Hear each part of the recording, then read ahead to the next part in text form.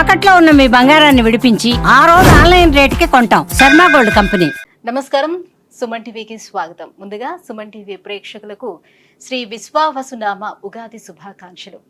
ఈ విశ్వావసునామ సంవత్సరం ద్వాదశ రాశుల వారికి ఎలా ఉండబోతుంది, ఏ రాశుల వారికి ఎటువంటి శుభ అశుభ ఫలితాలు ఇవ్వబోతున్నాయి, గ్రహ సంచారాలు ఎలా ఉన్నాయి, అలాగే ఎటువంటి పరిహారాలను పాటించుకోవాలి, ఈ విషయాన్ని తెలియజేసేందుకు మనతో పాటు ఉన్నారు ప్రముఖ జ్యోతిష్య రత్న జ్యోతిష చక్ర వైభవ నిపుణ డాక్టర్ రాల్పల్లి రవికుమార్ గారు. గురుగారు నమస్కారం. నమస్కారం.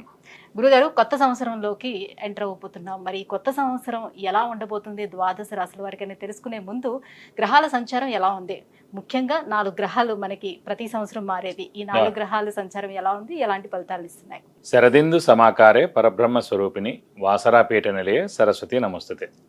సుమన్ టీవీ ప్రేక్షకులకి నూతన సంవత్సర ఉగాది శుభాకాంక్షలు. మెయిన్గా ఏంటంటే ఈ సంవత్సర ఫలితాలు ఇప్పుడు చెప్పుకుంటున్నాం కాబట్టి ప్రతి నెల ఏంటంటే మాస ఫలితాలు చెప్పుకుంటున్నాం కాబట్టి మాస ఫలితాలు చెప్పుకున్నప్పుడు ఏంటంటే రవి 1 మంత్కి మారుతాడు ప్రతి నెల, అలాగే బుధుడు 20 డేస్, శుక్రుడు 20 రోజులు, అలాగే కుజుడు 45 రోజులు, అలాగే శుక్రుడు 20 రోజులు, చంద్రుడు అంటే ప్రతిరోజు ఒక్కొక్క నక్షత్రం మారుతుంటాడు. ఒక మెయిన్గా మటుకు గురువు, రాహు, కేతు, శని అండి. ఈ 4 కూడా ఏడాది పాటు ఇంచుమించుగా ఉంటారు కాబట్టి గురువు ఉన్నారంటే సంవత్సర కాలం పాటు అక్కడే ఉంటారు. అలాగే రాహు ఉన్నారనుకోండి, కేతు 1.5 ఇయర్ ఒక రాశి నుంచి ఇంకో రాశికి మారడానికి పడుతుంది. అలాగే శని ఉన్నారంటే 2.5 ఇయర్స్ మారుతారన్నమాట. కాబట్టి ముఖ్యంగా ఏంటంటే అందుకే ఈ సంవత్సర ఫలితాలు చెప్పుకున్నప్పుడు ఏంటంటే మెయిన్గా గురువు, రాహు, కేతు, శని యొక్క మార్పులు ఏంటనేవి తెలుసుకోవాలి. ముందుగా శని వచ్చేసి మనకి 30వ తారీఖు మార్చి నెల 2025 నుంచే మనకి కుంభరాశి నుంచి మీన రాశిలోకి ప్రవేశిస్తున్నాడు. అదే రోజు ఉగాది అయింది, అదే రోజు శని కూడా మారుతున్నారు. అలాగే రాహు, కేతువులు వచ్చేసి మనకి 18 మే 2025. రాహు మారంటే కేతు కూడా మారుతాడండి. అందుకే చూడండి ఎప్పుడు కూడా జాతకంలో రాహు ఆపోజిట్ కేతు ఉంటారు. నవాంశలో తీసుకున్నా కూడా రాహు ఆపోజిట్ కేతు ఉంటారు. ఎవరైనా చేతితోటి వేసి ఇచ్చినప్పుడు మర్చిపోయి రాహుకి పక్కనే కేతు వేయడం, లేదంటే రాహుకి 3 గళ్ళు పక్కన కేతు వేయడం వేస్తూ ఉండొచ్చు తెలియక వాళ్ళకి. సో ఎప్పుడు అలా కాదండి, రాహు ఆపోజిటే కేతు ఉంటారు. ఇంకోటి ప్రతి గ్రహం కూడా క్లాక్ వైజ్ తిరుగుతుంది, ఒక్క రాహుకేతువులు మటుకు యాంటీ క్లాక్ వైజ్ తిరుగుతుందన్నమాట.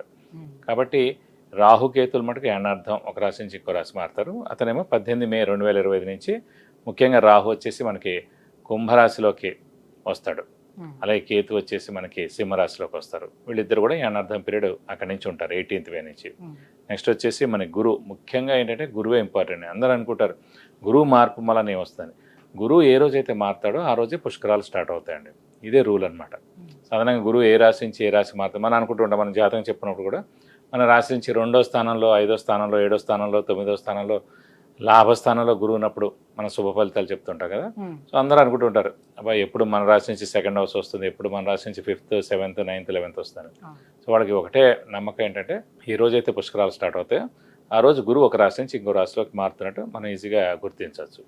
ఇంకోటి అంటే ముఖ్యంగా చాలామందికి అంటే ఇప్పుడు కొంతమందికి వివాహం కాని వారు ఉంటారు, సంతానం లేని వారు ఉంటారు, ఉన్నత చదువు గురించి వెళ్ళిన వాళ్ళు ఉంటారు, అలాగే ఫారెన్ విజిట్స్ కానీ, ట్రావెల్స్ కానీ, అంటే అసైన్మెంట్స్ కానీ గురించి వెళ్తారు, కొత్త జాబ్ గురించి, ప్రమోషన్స్ గురించి, అలాగే సంతానం, గృహం, వాహనం ఇవన్నీ కూడా మనం చెప్పుకోవాలంటే కనుక గురువు యొక్క మార్పుతోటే చెప్పాలన్నమాట.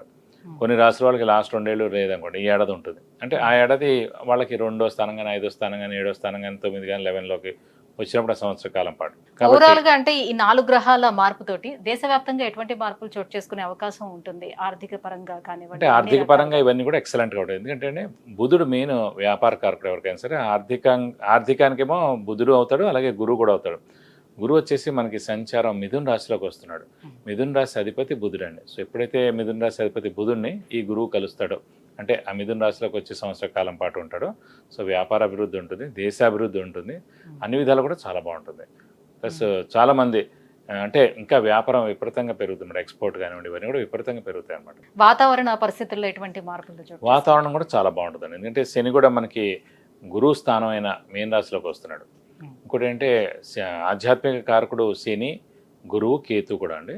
అలాంటి ఆధ్యాత్మిక కారకుడైన శని వచ్చేసి మనకి గురువు రాశి అయిన మీన రాశిలోకి ఉంటాడు కాబట్టి సో ఆధ్యాత్మిక వాతావరణం 2.5 years పరిపూర్ణంగా ఉంటుందని చెప్పుకోవచ్చు. శత్రు దేశాల నుంచి వివాదాలు కానీ అలాంటి చోటు చేసుకుని అలాంటివి ఉండవు. అలాంటివి అయితే ఏ ఇబ్బంది ఉండదు, ఖచ్చితంగా ఉండదు. జూన్ తర్వాత నుంచి ఇలాంటి ప్రాబ్లమ్స్ అన్ని కూడా తీరిపోతాయి. కొన్ని రోజులు ఏంటంటే కుజుడు కూడా నీచ స్థానంలో ఉంటాడనమాట కర్కాటక రాశిలో ఈ మే, జూన్ ఆ సమయాల్లో.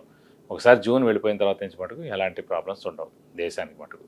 గురువుగారు, శ్రీ విశ్వావసునామ సంవత్సరం మరి ధనుసు రాశి వారికి ఎలా ఉండబోతుంది? సో ఏవైతే మెయిన్ ప్లానెట్స్ అనుకుంటున్నామో గురువు, శని, రాహు, కేతువులు, వీళ్ళ సంచారం వీళ్ళకి ఎలా ఉంది? ఎటువంటి లాభాలను ఇస్తున్నాయి? తప్పకుండా అమ్మా. ధనుసు రాశి అనగానే మనకి మూల 1, 2, 3, 4 పాదాలు, పూర్వాషాఢ 1, 2, 3, 4 పాదాలు, ఉత్తరాషాఢ 1వ పాదం. ఈ నక్షత్రాల సమూహం అంతా మనకి ధనుసు రాశిలోకి వస్తుంది. వీరు మామూలుగా చాలా ముక్కుసూటి మనుషులు. ధనుసు అంటే విల్లు ఎక్కుపెట్టినట్టుగా ఉంటుంది కదా మీకు. సో చాలా స్ట్రైట్ ఫార్వర్డ్గా ఉంటారు, నీతి నిజాయితీగా ఉంటారు, కరెక్ట్గా ఉంటారు. సో వీరికి అందుకే శత్రువులు ఎక్కువగా ఉంటారు, మిత్రులు కూడా తక్కువగా ఉంటూ ఉంటారు. సో ప్రస్తుతం వీరి ముఖ్యంగా ఏంటంటే రాశ్యాధిపతి అయిన గురు సప్తమ స్థానంలో చాలా బాగుంటాడు. సప్తమ స్థానంలోకి వస్తున్నాడు, సంవత్సర కాలం పాటు ఉంటాడు. సో దైవబలం, దైవానుగ్రహం పరిపూర్ణంగా ఉంటుంది. అలాగే జాతకరీత్యా మనకి లగ్నం నుంచి 7th హౌస్లో గురువు ఉంటే కనుక గుడి కట్టించడం కానీ, ఓల్డ్ ఏజ్ హోమ్ కట్టించడం కానీ, లేదంటే ఎన్జిఓ ఆర్గనైజేషన్ స్టార్ట్ చేయడం కానీ ఉంటుందండి. ప్రస్తుతం గోచారీత్యా సప్తమంలో గురువు ఉన్నాడు కాబట్టి వీళ్ళు ఇప్పుడు కట్టించడం కానీ, లేదంటే దానికి సహాయ సహకారాలు చేయడం కానీ ఖచ్చితంగా ఈ సంవత్సరం చేస్తారు. అలాగే తృతీయ స్థానంలో రాహు చాలా మంచిది, పరాక్రమం ప్లస్ జనాల సహాయ సహకారాలు పొందుతారు.